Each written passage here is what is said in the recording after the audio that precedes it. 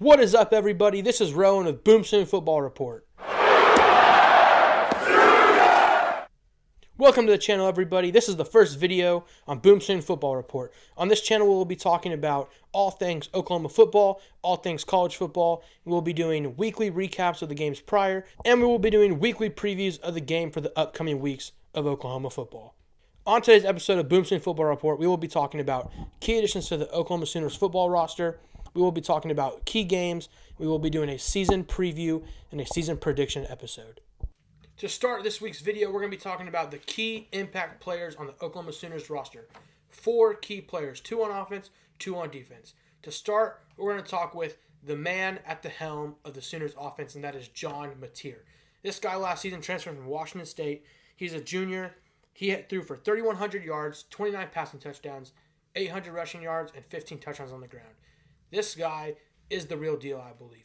There is no way he can lead this offense to be possibly worse than last season with Jackson Arnold. It is physically impossible. This guy will be running RPOs with Deion Burks and Jaden Ott. He will be running read options with Jaden Ott. Speaking of Jaden Ott, he's our next impact player. Jaden Ott has transferred from Cal. Last year he was injured, so he didn't play great, but in his career he has 2,500 rushing yards, 24 touchdowns on the ground. This guy is an ultimate beast, and that's not even to mention what he can do when he's a backfield creator in the passing game. This guy is the real deal, and they will create a dynamic offense. Speaking of those offensive guys, you know what helps set up offense the best? That is a good defense, and you best believe Brent Venables is going to have this defense pumping this season, okay? This defense is going to be like nothing we've ever seen. Brent Venables is going to be calling plays. This defense is experienced. It is full of juniors and seniors on this team. Some of those players are Mason Thomas. This guy probably cost the donors a pretty penny to bring back to campus this year, and he was worth every single penny.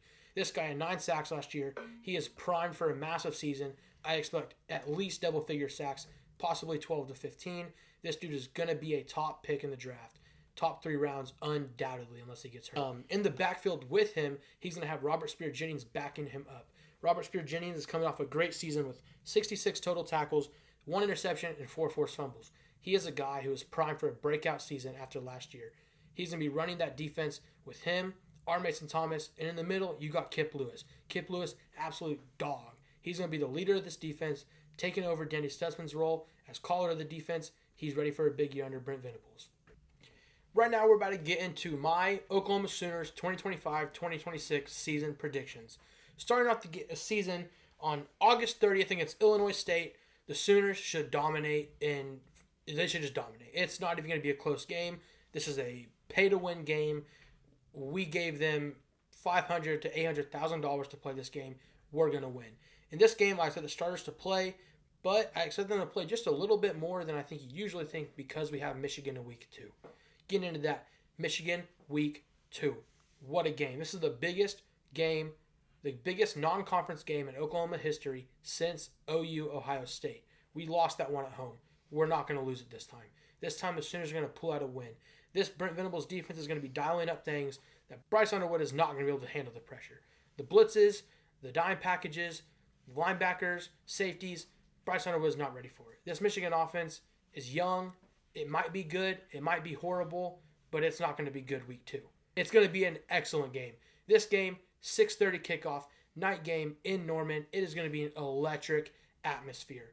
It has potential for college game day. This is one of the biggest games for Oklahoma this season, as I think it can be a real big turning point. If we lose this game, this season could go to horrible. I mean, this season could be a repeat of last season, and no Oklahoma fan wants that. No college football fan wants that. College football is better with Oklahoma being good. Michigan, on the other hand, I think Michigan can lose this game and still be good. In the Big Ten, where they have an easier schedule this year, they can still dominate. They can still be a good team. Can they go get Ohio State again this year? I don't know, but Bryce Underwood's going to give him a good shot. Just, it won't be in week 2. Coming off a Michigan win, the Sooners get an easy game against Temple. This game is on September 13th at 11 a.m. It's a morning kickoff. It's on ESPN. It'll be fine. Sooners will roll again. Last year against Temple, we beat them 51-3. It's going to be close to the same thing. That offense last year was horrible, and we beat them 51-3.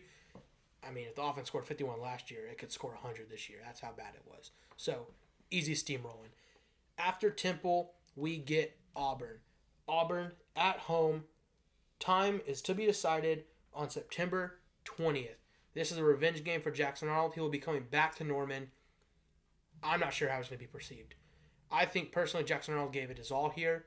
He could have sat out and redshirted. He didn't. He fought for this team. I think he deserves praise for that. Do I think a lot of Sooner Nation does? Absolutely not. They're going to be like, that guy was horse doo-doo. He was bad. It just wasn't good. I'm going to be honest. It was bad. One good game against Bama. Granted, he won it for us. Other than that, it was a bad season. This defense is going to be ready for him. We know how he plays, but he knows how this defense plays. So it is going to be a good contested game. I think the Sooners pull out a close one. I think it will be close, but I think we win somewhere in the 31-27 range, 34-27, 34-30, somewhere in that range. I think the offenses put up more than most people would expect. After Auburn, the Sooners host Kent State. Kent State is on October 4th at 3 p.m. This game, it's another one of those easy games. We pay them to play. We're setting ourselves up for the OU Texas. After we beat Kent State, the Sooners, I believe, are going to be rolling into the Red River Showdown 5-0. This is the Sooners' best chance since 2023 to beat the Longhorns. In 2022, we lost to the Longhorns. We got dominated. It was ugly. 2023, people didn't think we were going to be that good. We bounced back with a new quarterback in Dylan Gabriel. In 2024, we got our butts whooped. It was ugly. First quarter, I had hope. It was false hope. I was an idiot. What did I think was going to happen? It was horrible. But this year, I have real hope, I think, so far. It depends how the games go. But I believe we have a good shot at actually winning this game. I think that it is one where Brent Venables knows Steve Sarkisian's offense. He's faced it 4 times at this point. He is going to be able to dominate in his defensive game. The game we won, he had a great defensive game. The offense actually had some output. The offense wasn't a dead person in the ground. The offense this year has a pulse. It should be able to throw for yards, rush for yards. I think that we're going to dominate Texas with some read options this year. I think it's going to be John Mateer, Jaden Ott. That run game is going to be dynamic. Can Texas's edge and Colin Simmons, can they stop it? I think they have a chance. I think we have a chance. This game is as much of a coin flip as I think it's ever been. With everything I just said, I do believe Texas will pull this one out. This one is a game that whichever team loses has plenty of time left of the season to recover. I think the Sooner team is going to put up one hell of a fight. Way more of a fight than we did last year. It's impossible not to. Last year was an embarrassment. But I think Texas will narrowly pull this one out. And I think OU will have to struggle to rebound with the second half of this schedule. The Sooners are going to be coming off a loss to Texas at 5-1. And they have to go to South Carolina. Talk about schedule nightmare. This is no bueno. Sooners do not want to see this on the schedule. Having to go to South Carolina, play the Gamecocks. Lenore Seller is going to be ready to roll. This dude is the real deal. This guy, the glasses may fool you. He may look like a nerd. He ain't a nerd. He's a baller. Let's be real. Okay? This guy's going to come in. He's going to give OU defense a problem. This defense is going to be ready. Coming off a tough OU Texas loss, it's going to be difficult. In an opposing stadium, I think the Sooners lose this one too. I think we're going to be rolling out of the South Carolina game 5-2. Yes, does that set us up in not a great position? 100%. But can the Sooner team rebound? I believe so. And I think that rebound is against Ole Miss on October 25th. This Ole Miss team, they're just not what they were last year. They don't have what they have last year.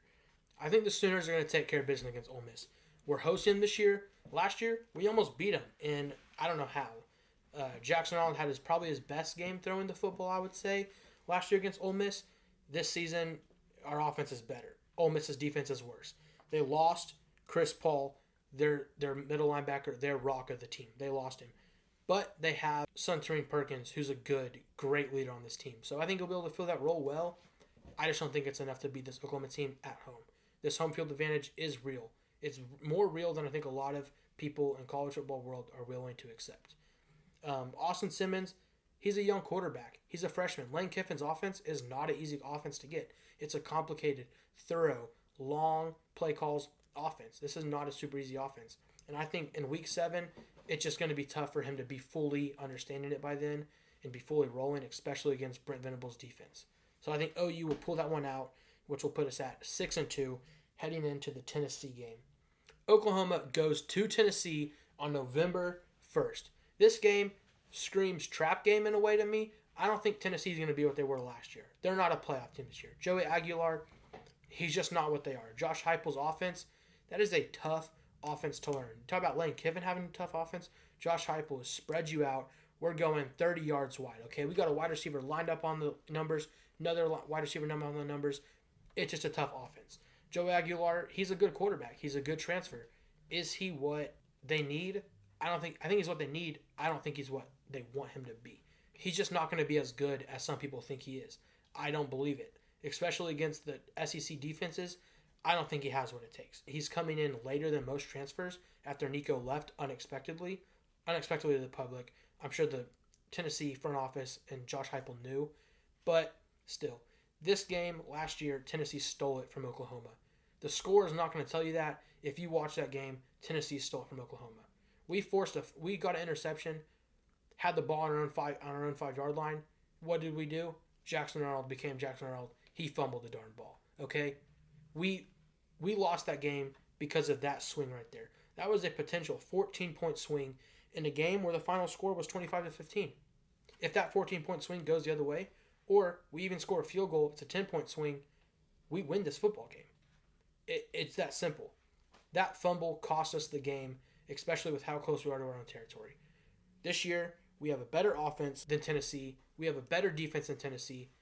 Even with Tennessee getting back some of their offensive players, but they're not getting back players like Nico Iamaleava, and they're not getting players like Dylan Sampson back, who was the heart and soul of that offense. They're not getting Squirrel White back. So I think that this Oklahoma team will take care of business against Tennessee in Neyland, which will be difficult. After the Tennessee game, this Sooner team is going to be rolling into a bye week 7-2.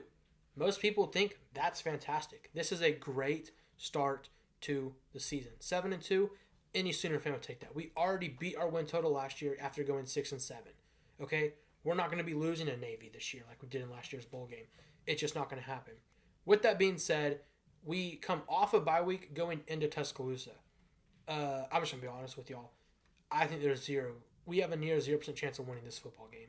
If there's a football game I feel most confident in us losing, it's at Bama. We're going to Bryant-Denny against a Bama team that missed the playoffs because of us last year. We rushed the field on Alabama last year.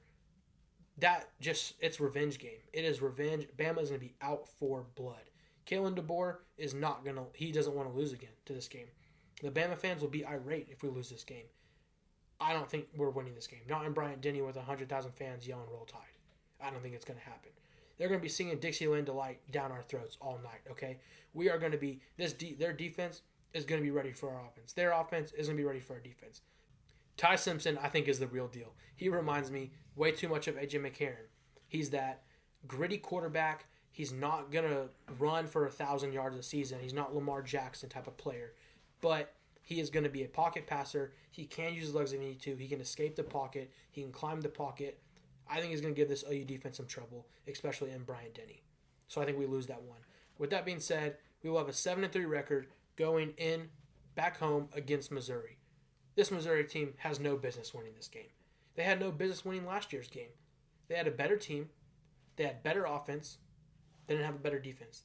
But they were better in every way. And they were at home. And they were another shocker. Guess what? Jackson Arnold fumbled away from winning the football game. Jackson Arnold fumbled us away 2 football games. And I don't mean figuratively fumbled. I mean he literally fumbled the football game away. The broadcast said, Oklahoma wants to not lose this game. One thing has to happen. One thing has to happen. All they can do is not turn the ball over. We turned the ball over. Scoop and score a touchdown with 20 seconds left. Inexcusable. This OU team, we're going to handle business at home. We're not losing to a rival Missouri. They call us our rival. They're not a rival to us. We beat them too much. It's not a rivalry. We own Missouri. After the Missouri game, we are going to be 8-3, rolling in to our final home game of the season against LSU. This game is potentially a playoff winner or a playoff loser game. LSU, I think, is going to have a great season. I think this game at the end of the season is going to come down to LSU potentially making it to the SEC championship, or I think it's going to come down to LSU making the playoffs or missing the playoffs. Same with OU. If both these teams are 8-3 rolling into this game, the winner of this game is making the playoffs. in the SEC schedule, losing 3 games, you're going to make the playoffs. So this game is the biggest game of the Oklahoma Sooners football season, in my opinion. This game is playoff implications galore. Both teams, primetime game, college game day. It could be there, it could not. It's going to be a wild game. LSU has the offensive firepower. Oklahoma has the defensive firepower. It's going to be a crazy game, okay? This game is going to be fireworks after fireworks on offense and defense, okay? Expect Garrett Nussmeier to throw 40 passes this game. Expect Caden Durham to run for 150 yards. Those are things I can see happening, but I also see Oklahoma's offense responding with firepower of its own. I think John Mateer, this is his breakout game. If he is in the Heisman conversation, same with Garrett Nussmeier, this is the game that is going to win it or lose it for him. Both of these quarterbacks, it's the same. In my opinion, this is the biggest game. Last year, the score was 17-37 LSU. They smoked us. We couldn't get, after we got that scoop and score with R. Mason Thomas, we had hope, false hope. We had very false hope. I, as a Sooners fan, thought we had a chance to win this game. I was very quickly brought back to real life. We didn't have a chance. This year, our defense, we're not going to let them score 37. And if we let them score over 30, our offense is going to score more than 17. That's just the way it is. This game is going to be firework show for real. I think the winner of this game makes the playoffs. I've already said that. With that being said, I think the Sooners are going to pull out a win because of the home field advantage. I think we win somewhere in the, I'm going to go with like a 30, 37. I think we score between 30 to 37. LSU scores somewhere between 28 and 34. So I think it's going to be a close game for sure, within a touchdown, within a field goal, possibly field goal winning. Hopefully OU has a good kicker this year. I think OU finishes this season at 9-3. In an SEC schedule, in a 12-team playoff, this team definitely could make the playoffs at 9-3. I think the floor of this team is definitely, I think, 7-5. I think we could lose to Tennessee, but I don't know who else we're losing to this season. Possibly Michigan. So I actually think our floor is 8-4. Our ceiling, 10-2. The only game I think we could win that I had us losing is the Texas game. I think we have a better chance at beating Texas on a neutral field than we do at beating South Carolina. And that may sound crazy, but I truly, wholeheartedly believe that. I think the Sooners team ceiling is 10-2. Our floor is 8-4. I think we finish smack dab in the middle at 9-3. And I think we make the playoffs somewhere in a 9 to 12 seed range. I think the Sooners, like I said, finish 9-3. We'll have a 5-3 conference record. SEC stacked conference. This should get you in the playoffs. If we finish 8-4, which I think in Sooner land, that's a good season in comparison to last year where we finished 6-7. I mean, how could you be mad with an 8-4 record? Is it great? No, it's not to Oklahoma standards, but it is miles ahead of last year. With that being said, I think if we finish 8-4, we are definitely in probably a 15 to 20 AP poll ranking at the end of the season. We should get a good bowl game. I think we'll probably play a Big Ten school, a top ACC school who didn't make the playoffs, a Big 12 school who didn't make the playoffs. We will get a good bowl game. It's going to be better than Navy. There's no doubt about it. I think we finish 9-3, make the playoffs, and as a 8, 9, 10, 11, 12 seed, we're going to be on the road. We're going to go to another team's home campus. That's going to be a tough game. I hope we have to play that tough game. And if we do, I will definitely be making videos about it. I'll be a happy camper. With that being said, everybody, thank you for tuning in to the first ever episode in video of Boom Soon Football Report. I appreciate you all clicking on the video, making it this far. Remember to like and subscribe and share this video with your friends. Boomer.